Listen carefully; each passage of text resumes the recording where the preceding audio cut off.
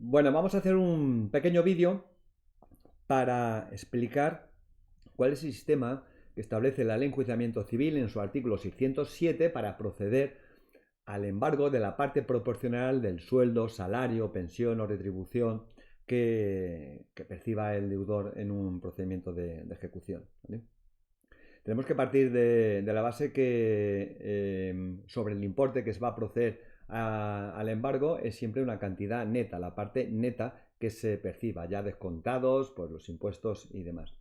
Pero además hay que tener en cuenta que si el deudor es perceptor de más de un tipo de retribución, salario, sueldo o pensión, se van a acumular ambas y sobre esa cantidad resultante de la suma es donde se va a proceder al, a la retención proporcional que establece el 607. Evidentemente, si el salario mínimo interprofesional son 900 euros y yo percibo dos retribuciones de 800 euros, entonces no me podrían embargar ninguna cantidad.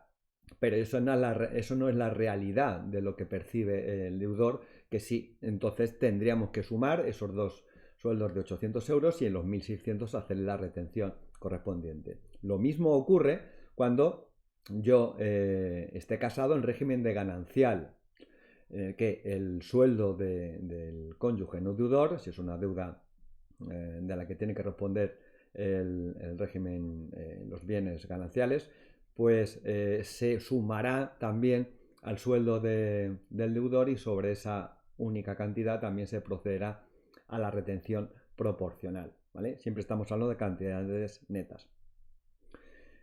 El sistema que establece es, partimos de que el salario mínimo interprofesional es inembargable, ¿vale? Lo fijamos en una cantidad que puedan ser 900 euros, ¿vale? Tienen que indicar el importe que es el salario mínimo interprofesional, no tenemos por qué conocerlo, ¿vale?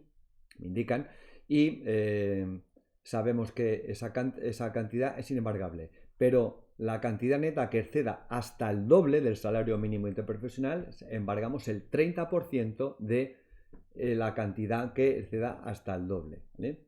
Si aún después del doble el salario neto supera el doble del salario mínimo interprofesional, vamos a embargar la parte que exceda hasta el triple de ese salario mínimo interprofesional y a esa parte le embargamos el 50%. Y así vamos embargando por tramos. Entonces, ¿cómo tenemos que hacerlo?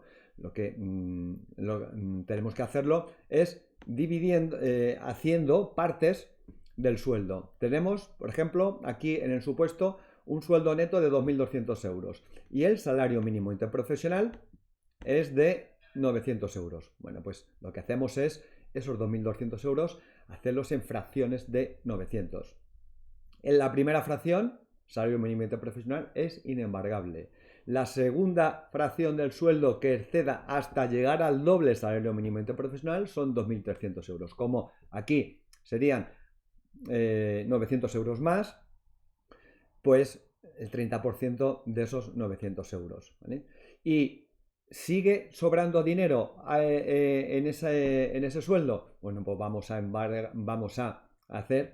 la parte proporcional del sueldo hasta el triple del salario mínimo interprofesional. En este caso, me sobrarían 300 euros hasta el triple.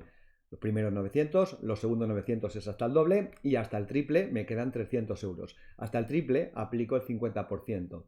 50% de esos 300, total 150 euros. Si lo sumamos, me hace un total de un embargo de 420 euros. ¿De acuerdo? Ese es el sistema que establece la Ley de Enjuiciamiento Civil en su artículo 607. Hay que tener en cuenta que evidentemente yo puedo percibir un sueldo, pero puedo tener una serie de cargas familiares, no lo mismo que yo gane esa cantidad o que gane esa cantidad, el mismo dinero del que depende una familia con varios miembros. Entonces, el secretario judicial, 607.4, de la Administración de Justicia, podrá aplicar una rebaja entre un 10 y un 15% en los porcentajes. Es decir, en lugar de embargarle el 30, pues le vamos a embargar el 15%, ¿vale? de esos tramos que son embargables de su sueldo. En este caso es atendiendo a las cargas familiares. Y el que hace la rebaja es el letrado de la Administración de Justicia.